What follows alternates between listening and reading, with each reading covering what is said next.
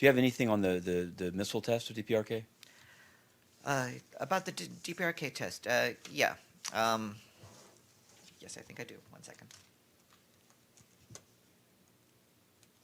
Some people prefer the alphabetical system, but for me, this just messes me up. Wait a second.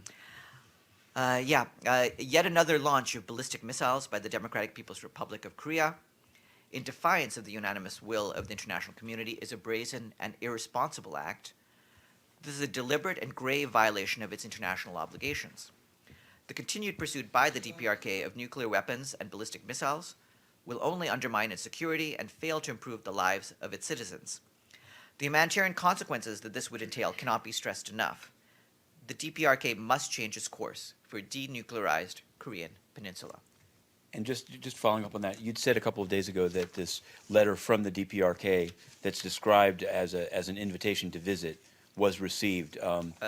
Didn't you say No, that no, you I thought? said a letter was received, Okay. not All right. an invitation. Are you going to circulate the letter, or what does the letter say? The letter is going, I believe the DPRK has requested that the letter will be circulated as a document, so I think it's going to be a document.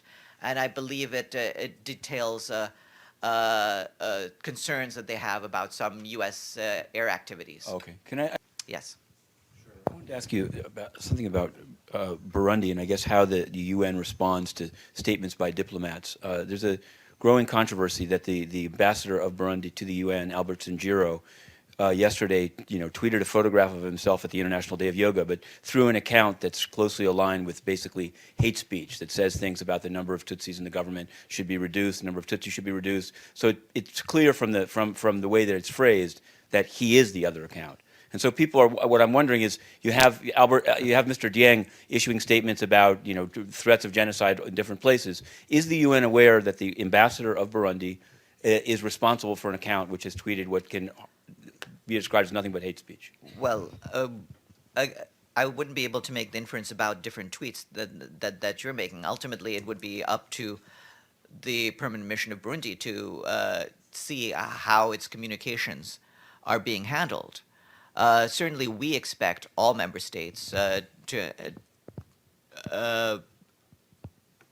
abide by the basic norms in their communications, including an avoidance of any sort of rhetoric of hate.